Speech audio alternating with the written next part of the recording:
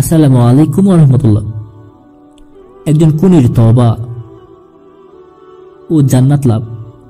বনী ইসরায়েলের জৈনক ব্যক্তি ৯৯ জন মানুষকে হত্যা করে দুনিয়ার সর্বশ্রেষ্ঠ আলেমের সন্ধান করল। অতঃপর তাকে একজন খ্রিস্টান পাদ্রীর কথা বলা হলে সে তার নিকটে এসে বলল যে সে ৯৯টা ব্যক্তিকে হত্যা করেছে।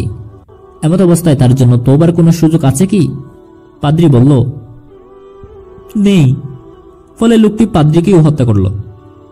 এভাবে তাকে হত্যা করে সে ১০০ সংখ্যা পূর্ণ করল। অতঃপর পৃথিবীর শ্রেষ্ঠ আলেমের সন্তান করায় তাকে একজন আলেমের কথা বলা হলো।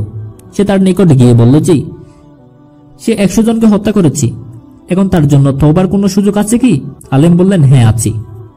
তারও তার তওবার মাঝে কিসে প্রতিবন্ধকতা সৃষ্টি করল?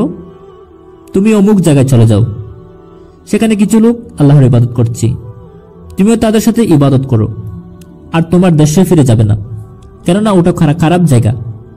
লোকটি নির্দেশিত জায়গার দিকে চলতে থাকলো। অর্ধেক পথ অতিক্রম করলেই তার মৃত্যুর সময় উপস্থিত হল। সে তার বক্ষ দেশে দ্বারা সে স্থানটির দিকে ঘুরে গেল। মৃত্যুর পর রহমতের উপর আযাবের ফেরেশতা মণ্ডলীর মধ্যে মতবিরোধ দেখা দিল।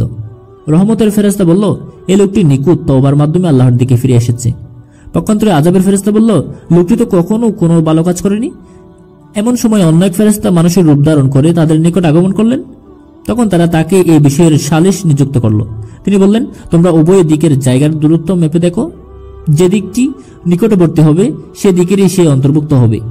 আল্লাহ তাআলা সামনের ভূমিকে আদেশ করলেন, তুমি মৃত ব্যক্তির নিকটবর্তী হয়ে যাও, এবং পিছনে ফেলে আসা স্থানকে আদেশ দিলেন, তুমি দূরে সরে যাও। অর্থাৎ জায়গা পরিমাপের পর যেদিকের উদ্দেশ্যে সে যাত্রা করেছিল তারা তাকে সেদিকে এক বিগত পরিমাণ নিকটবর্তী ফেল।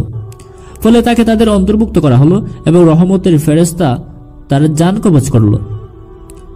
শ্রোতা মণ্ডলী, এই কাহিনী থেকে, এই ঘটনা থেকে আমাদের শিক্ষা হলো, পাপী যদি পাহাড় পরিমাণ পাপও করে তবুও সে আল্লাহর রহমত থেকে নিরাশ না হয়ে খালেস অন্তরে তওবা করলে আল্লাহ সুবহানাহু ওয়া তাআলা তাকে ক্ষমা করতে পারেন।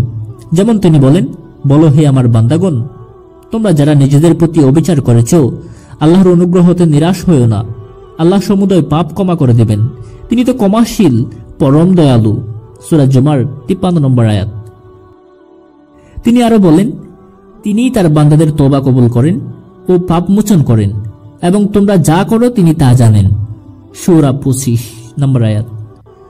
মূর্খ ব্যক্তি কোনো সমস্যায় পড়লে কোরআন সুন্নাহ দিয়ে অভিজ্ঞ কোনো আলেমের কাছে জিজ্ঞেস করেই তার সমস্যার সমাধান করে নেবে। মহান আল্লাহ বলেন, যদি তোমরা না জানো তাহলে সুস্পষ্ট দলিল প্রমাণ সহ জ্ঞানীদের কাছে জিজ্ঞেস করো। সূরা নাহল ৪৪ নম্বর আয়াত। কোনো বিষয়ে যথাযথভাবে না জেনে সিদ্ধান্ত দেওয়া যাবে না। প্রিয় শ্রোতা মণ্ডলী, আপনারা যারা আমাদের চ্যানেলটি সাবস্ক্রাইব করেন নাই, আমাদের চ্যানেলটি সাবস্ক্রাইব করে পাশে থাকবেন এরকম ইসলামিক কাহিনী পাওয়ার জন্য, ইসলামিক মোটিভেশনাল ভিডিও পাওয়ার জন্য। আসসালামু আলাইকুম ওয়া রাহমাতুল্লাহ।